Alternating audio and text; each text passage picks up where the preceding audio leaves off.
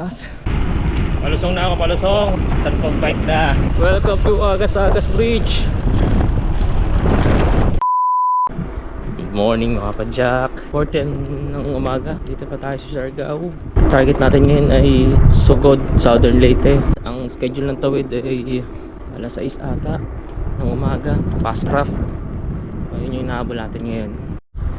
5:10 na mga pa-jack. Dito na tayo sa Dapa. Fast craft, 2 oras lang. Yung Roro, nasa 4 na oras ang biyahe.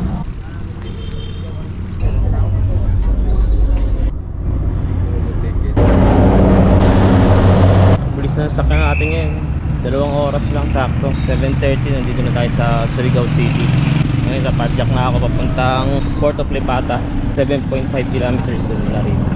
Lapit lang. Sana mayroon mga biyaheng mga bandang alas 9 para hindi na maghintay na matagal. Basta San Ricardo tayo para mas mura yung pamasahe. Woo! Taas din yun, makababa.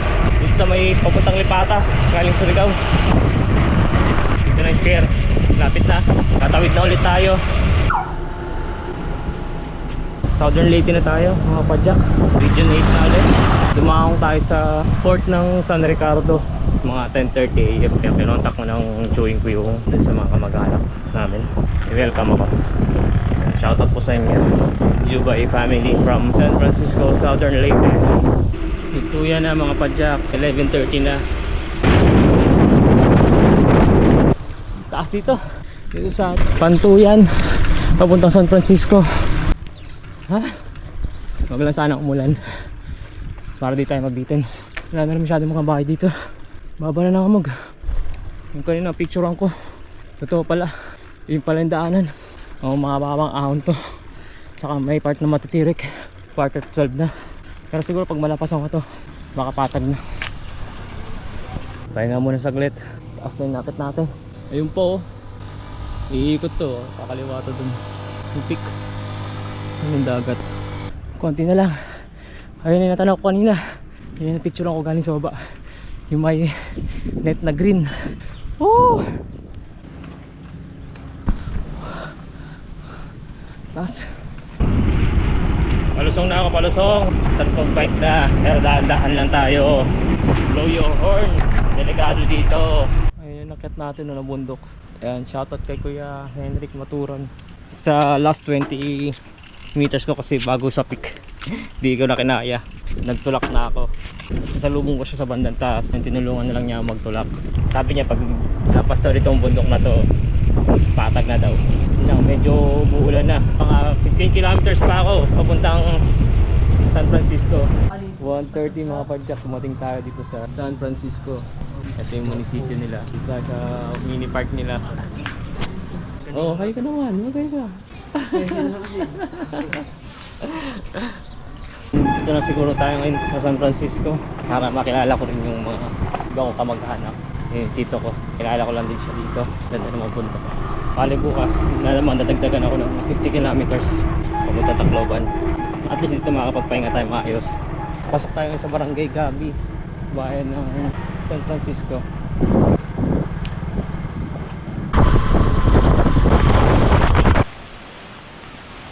Ito ano to? Ito yung mga pinag-stayan ng mga foreigner na gusto mag-scuba diving. Marine Sanctuary to. Ito yung ano. Bawal mangisda dito. Bawal. Ito yung Napantaw Marine Sanctuary. Yung sarado na siya. Yan ang Limusdawa Island. Ito tago to. Hindi mo basta-basta mo pupuntahan. Dahil interior ko na barangay. Sementado naman yung daan dito. Sa Napantaw. Nagpunta rin kami dito para makilala yung iba namin kamag-anak. Sila papa kasi yung pamilya niya nag-migrate sa Mindanao. Kaya hindi na rin masyadong kilala ng mga taga dito yung pamilya ng tatay ko. Pero may mga mangilan-ngilan pa rin na nakakilala. Good morning mga padjak. Isang makulimlim na umaga. Dito pa ako sa bayan ng San Francisco. 11 kilometers mula dito yung Liloan. Bagsak na ako, alas 8 pa lang. Nakapagpahinga naman tayo na maayos dun sa bahay ng pinsang. Maraming salamat sa mga kamag-anak ko rito sa San Francisco, Southern Leyte. Nasikaso talaga nila ako, hindi ako pinabayaan. First time ko sila na-meet. Sana naman hindi tayo abutan ng mga malakas na hangin ngayon at ulan. Pasado sa alas 6 na. At Liloan to. Picture lang saglit sa port nila. Dito tayo ngayon. Liloan Steel Bridge. Kung wala pala to, hindi connected tong mga bayan ng Liloan, San Francisco, San Ricardo, San Benito. Wala sa mainland ng Southern Leyte. Kasi kabilaan dagat oh. Dagat dito, dagat dito. Parang naging isla pala to. Kaso sakto ng panahon, hindi mainit, hindi rin naman maulan. Kanina medyo may hangin dun sa bandang Liloan. Lapit na tayo sa Sogod. Tapos packet na tayo ng agas-agas nandun sa mga flag, puro akyata na yun. Kain muna tayo dito, Sogod, bago tayo makit ng bundok.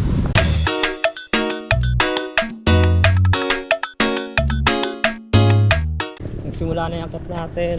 Ito na yung papuntang agas-agas. Agas-agas din yung pawis ko. Simula doon sa crossing, packet na yun, 14 kilometers. Wala pa nakakitang recovery. Buti ang palad, hindi naman ganun katirik. Banayad lang, kayang-kaya.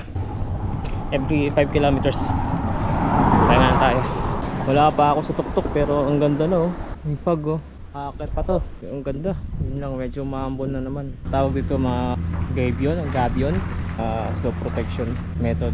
O yun, tatagos-tagusan nandiyan yung mga tubig. And then close siya sa parang cage para hindi kumalat yung mga bato. Nanamit tayo ng malakas na ulan dito. Malayo-layo pa ata. Lapit na mga padyak. Konti na lang. Agas-agas na. Baba na ng hamog. Kapote na ako. Balik-balik yung ulan. Welcome to Agas-Agas Bridge. Yeah, highest bridge in the Philippines. Sarap mag-bike daw.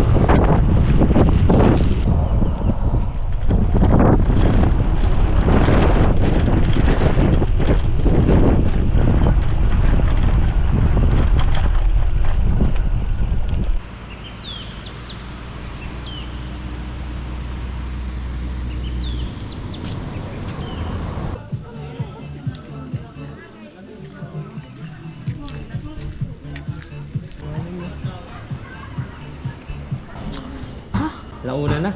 Dito na ako sa Maplag mag-tanghalian. Kabeche sa chapsuy. Tapos may tira akong kanin kanina. Malati na kasi naubos ko kanina.